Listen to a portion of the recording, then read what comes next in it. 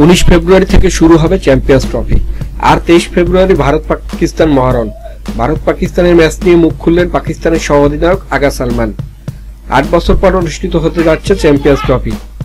গতবারে চ্যাম্পিয়ন পাকিস্তানি, তাও সেটা ফাইনালে ভারতকে হারিয়েই। সালমান আত্মবিশ্বাসী যে এবারও চ্যাম্পিয়ন হবে পাকিস্তান।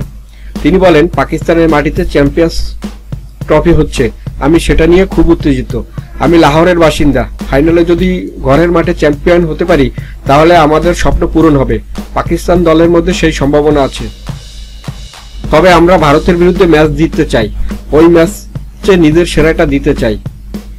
তিনি আরো বলেন, ভারত পাকিস্তান ম্যাচের পরিবেশ সবসময় ভিন্ন রকম থাকে। অবশ্য ভারত পাকিস্তানের ম্যাচ বিশ্বের সব থেকে বড় ম্যাচ। শুধু ভারতকে হারালেই শেষ নয়, বরং তার মতে ওই ম্যাচ হারলেও চ্যাম্পিয়ন্স ট্রফি জিততে চান।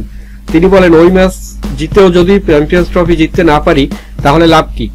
ঈশ্বরের কাছে প্রার্থনা করি ওই ম্যাচটা যেন আমরা না হারি, কিন্তু ওই ম্যাচ হেরেও যদি চ্যাম্পিয়ন্স ট্রফি জিততে পারি তাহলে সেটাই আমার কাছে সবচেয়ে গুরুত্বপূর্ণ।